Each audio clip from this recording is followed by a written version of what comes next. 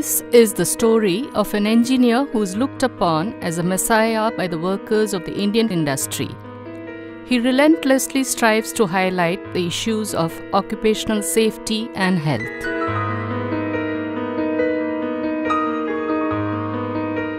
Mr. Jagdish Patel, Chairman, People's Training and Research Center, who has 16 years of experience in various factories, including Derby Dyes, Nandaseri, and Ashok Organics, to realize the monumental efforts of occupational diseases.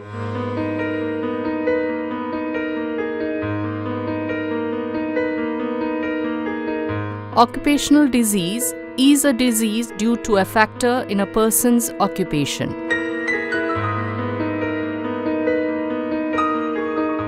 According to statistics, it was mentioned that Indian industries are far cleaner than any other industry in the world, and not a single worker in India is suffering from the prescribed occupational diseases.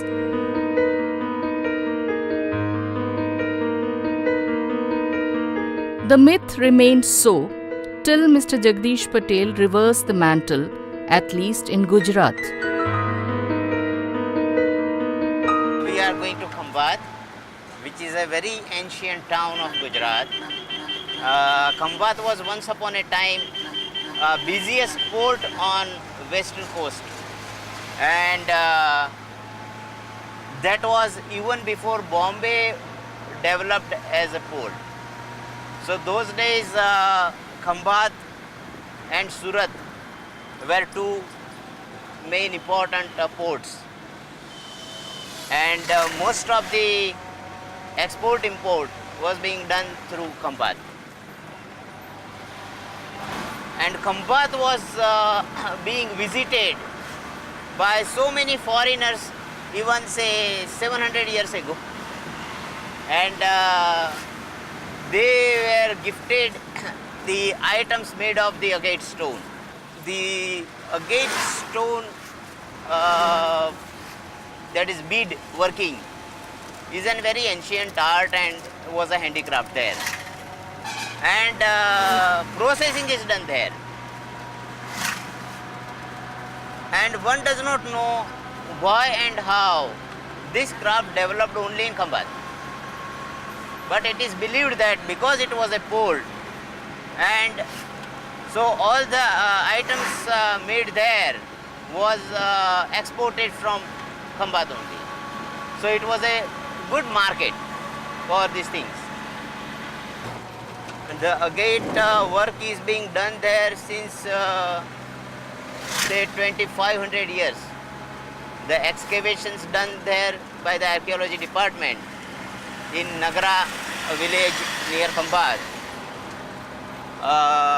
has got this very old specimen.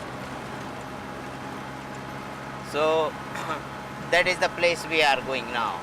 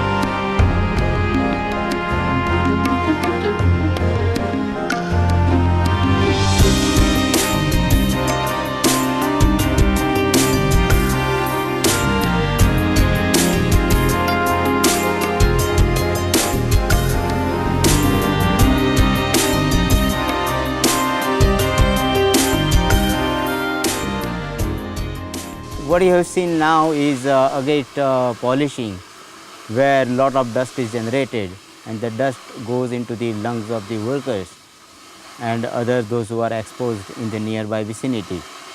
The dust contains silica, which is very toxic dust, and as a result, uh, those who are exposed get sick over a period of time, and slowly they feel breathlessness, their appetite goes down, they lose weight, and once their lungs are weakened, they are also prone to other infections, mainly like TB infection. So they are victim to silicosis as well as TB, so silicotuberculosis. TB is curable, but silicosis is not curable, and therefore the changes occurring in the lungs are permanent changes. There is no cure anywhere in the world, and therefore slowly the patient succumbs to death. In very early age, large number of workers die here. He is Shankar Bhai Rathod. He is about 32 years old, and he started working at the age of about 15 years, and since last about 6 years he is sick of silicosis, but since last 2 years he is almost bedridden and cannot work. He worked as a patia worker, that is on the vertical wheel, where at a time more than 5 or 6 stones are being polished.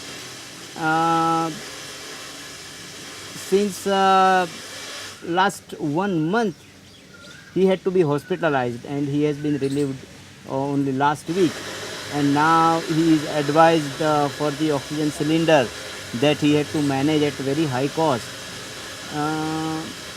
I asked him whether he knew whether about this hazard, and he said that yes, half the way he knew the hazard. He started with breathlessness, and slowly the breathlessness problem deteriorated, and now even if he walks a few steps he has got breathlessness. His weight has gone down, and his appetite also has gone down. Shankar Bhai Chhagan Bhai Rathod died a very painful death while the film was at its editing stage.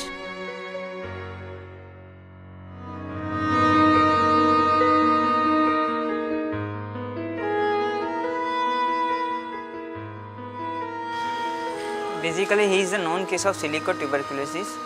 Looking to the history of the patient, he had history of occupational exposure to acic and silica for long years. Because of that, he developed fibrosis and interstitial lung disease and restrictive lung disease. After that, patient, because of the bad lung condition, patient developed tuberculous infection. For that, he had taken AKT for twice. But because of the chronicity of the illness and restrictive lung disease, patient worsened clinically in the form of complaint of cough persistent, complaint of dyspnea progressive. Initially it was on exertion, and right now patient even can't sit.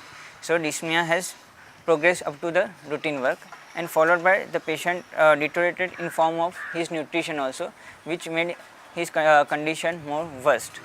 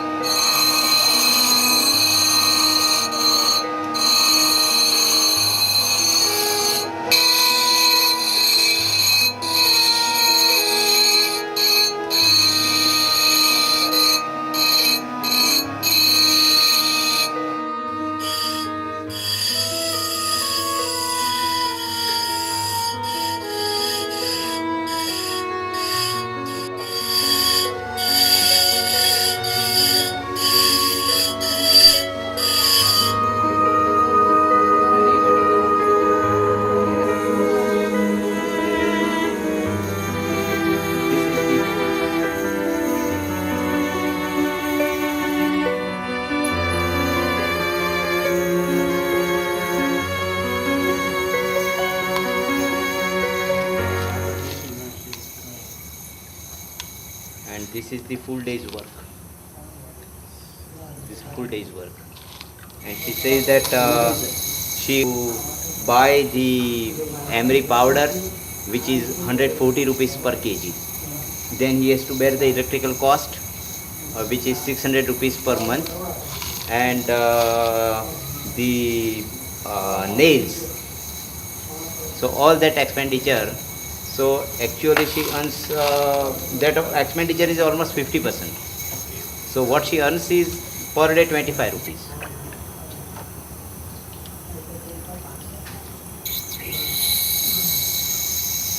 And some women, because continuously their hands are wet, they form dermatitis. Per day 1000, yes she can, but that will fetch her only 50 rupees, and out of it 25 rupees goes to the expenditure.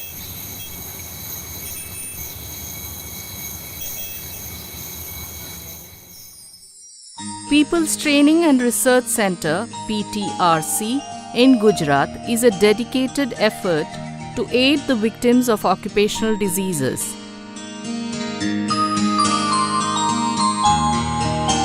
In Shakarpur, the place we are right now here, almost half of the village is engaged in agate polishing and other agate processes. And we saw that here there is very large number of silicosis victims. And when I say victims, it means those who are sick, who cannot go to work, who are bedridden, as well as the children who have been orphaned, or the children who are single parent child, or the widows who have lost their husbands, or the elder people who have lost their younger sons or daughters or daughter-in-laws. So these all are a victim community, and all of these face one or the other problem. This is a community which has been suffering since centuries, and it is so deep scarce that we cannot expect a sudden transformation, and people have no confidence in their own self. So we thought that it is utmost necessary to have some welfare programs, and so that through the welfare programs we can organize the community to come out to speak of their own problems. And with that aim, we started various programs to address the different social groups, like the small children who are less than 5 years, who don't attend school. They accompany their mothers to the work where they also are exposed to the lethal dust, and they also become sick. So we thought that this is a priority area where we can save the children from the exposure. So we started this daycare center, and the capacity of this daycare center is right now 20 children. And they stay here for the whole day. They enjoy good nutritious food. We also take care of their health here by the doctors examine them once in a 3 months and like that. So we keep a tag on their health. The another program we have is for the widows. We started with forming the self-help groups, and we help them open bank accounts, and that has helped them many a times when they need small credit. Earlier they used to go to some money lender or some employer who will then exploit them. So this was for their emancipation from the exploitation. Since last 2 years we have started a clinic, because the major problem was the data. Scientific data is not available with the government on silicosis. So we thought that we need to generate a very reliable data. So with the help of Karamsad Medical College, and Heart Care Hospital in Khambat, we started this clinic where Heart Care Hospital gives free x-rays to all those whom we refer from here, and the doctors from experts from medical college, they come here once in a week and help in diagnosis as well as treatment part. We also help those who need hospitalization, getting them admitted in the hospital and taking care of some expenditure. He eventually brought the movement on the Asian map. The Asian Network of Rights of Occupational Accident Victims, ANROAV, became the extended arm of PTRC. He made representation in International Labour Organization and World Health Organization headquarters in Geneva for the victims of silicosis and gave talks on international platforms.